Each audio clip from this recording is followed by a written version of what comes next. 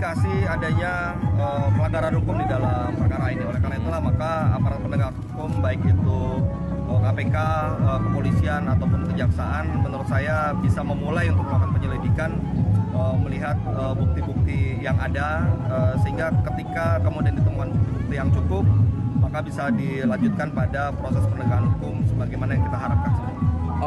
Itu adalah pernyataan dari Taufik Basari, Ketua DPP Partai Nasdem. Pak Qurtubi setuju tidak bahwa penegakan hukum adalah salah satu kunci untuk menyelesaikan kasus ini dan juga mencegah adanya praktek calo dan mafia di masa mendatang? Betul, harus tegas.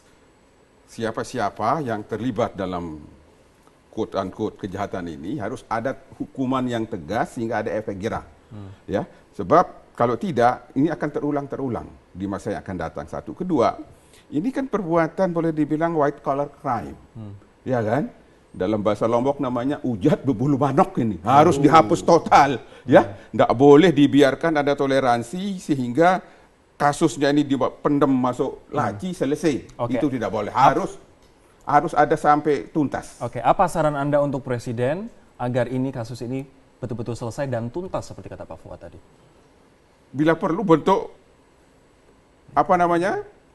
panel. Pemerintah sama DPR, kalau seandainya DPR tidak efektif. Coba begini, di Komisi 7 itu kita punya Panja Minerba. Tadi siang kita mau rapat, tetapi pihak Freeport-nya tidak hadir, gagal. Jadi pada hari pertama rapat sudah gagal, karena yang bersangkutan tidak hadir, terpaksa ditunda. Nah, ini saya khawatir ya, mudah-mudahan tidak. Gejala-gejala bahwa Panja Minerba di Komisi 7 ini tidak akan mencapai sasarannya. Maka perlu ada inisiatif-inisiatif lain di luar itu yang tidak menyalahi hukum, yang lebih tegas, lebih terbuka, dan seterusnya. Panel pemerintah dan DPR setuju, Pak Fuad? Sama DPR. Harus ada panel independen yang disetujui dibentuk oleh pemerintah dan DPR. Mengusut semua orang-orang ini yang diduga ada sangkut pautnya terlibat supaya ini bersih. Jadi Presiden itu dengan wakil ini bisa kerja dengan tenang. Dan biar tidak ada konspirasi begitu. Tidak ada konspirasi, ya kan? Sedangkan soal Freeport sudah kita tunggu saja sampai 2021.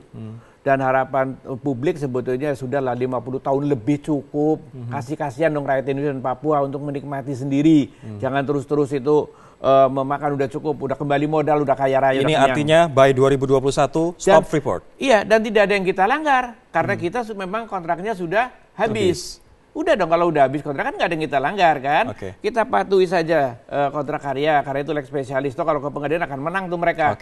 Ya kan? Jadi pemerintah taati itu sabar 5 tahun lagi tapi bersih. Daripada kalau abu-abu gini, nah ini yang menyebabkan semua orang mencoba cari keuntungan. Harus tegas. Nah disinilah sikap RI 1, RI 2 ketegasannya dalam menyelesaikan masalah ini ditunggu oleh publik. Singkat saja, Pak Qurtubi setuju 2021 stop Freeport?